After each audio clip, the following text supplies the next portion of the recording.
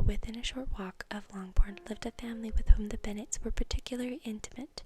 Sir William Lucas had been formerly in trade in Meryton, where he had made a tolerable fortune and risen to the honour of knighthood by an address to the king during his mayoralty. Distinction had perhaps been felt too strongly.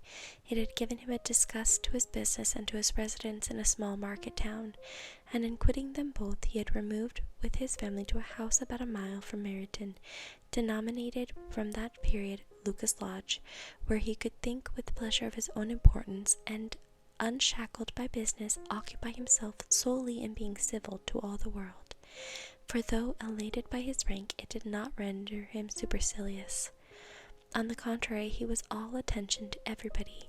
By nature inoffensive, friendly, and obliging, his presentation at St. James's had made him courteous.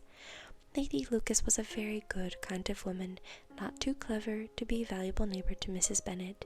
They had several children. The eldest of them, a sensible, intelligent young woman, about 27, was Elizabeth's intimate friend. That the Miss Lucases and the Miss Bennets should meet to talk over a ball was absolutely necessary, and the morning after the assembly brought the former to Longbourn to hear and to communicate. "You started the evening well, Charlotte," said Mrs. Bennet, with civil self-command to Miss Lucas. "You were Mr. Bingley's first choice." "Yes, but he seemed to like his second better." "Oh, you mean Jane, I suppose, because he danced with her twice. To be sure, that did seem as if he admired her. Indeed, I rather believe he did. I heard something about it, but I hardly know what.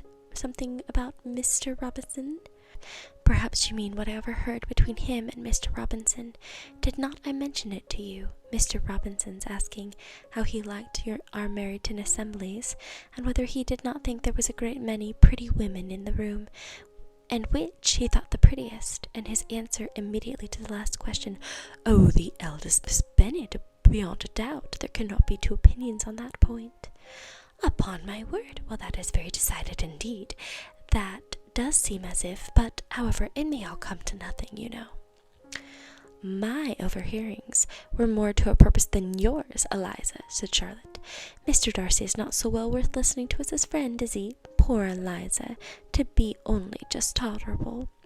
I beg you would not put it into Lizzie's head to be vexed by his ill treatment, for he is such a disagreeable man that it would be quite a misfortune to be liked by him. Mrs. Long told me last night that he sat close to her for half an hour without once opening his lips."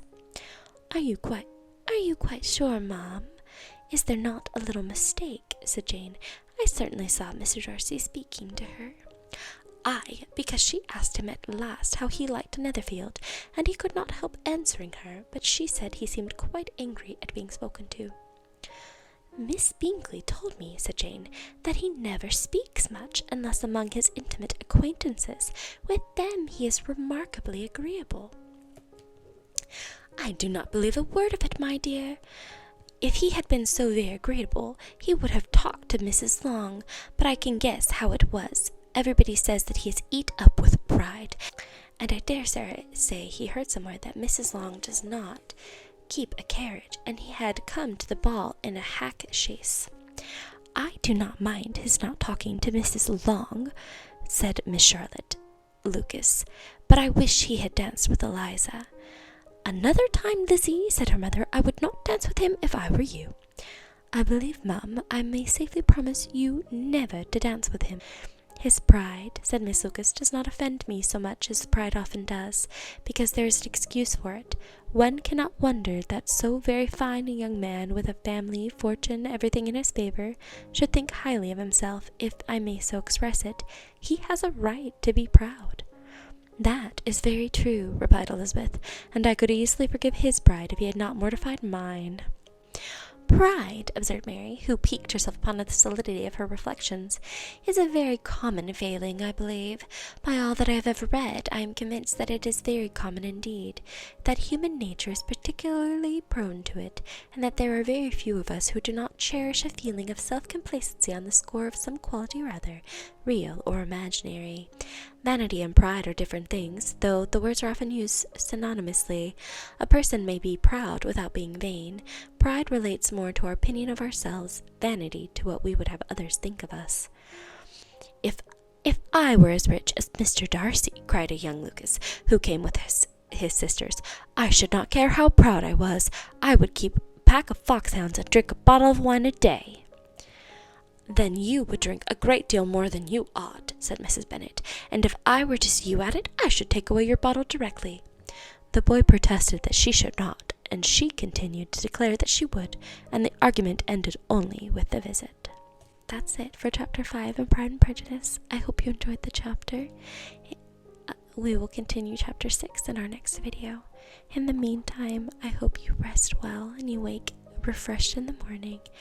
Like this video and subscribe to the channel so you don't miss Chapter 6.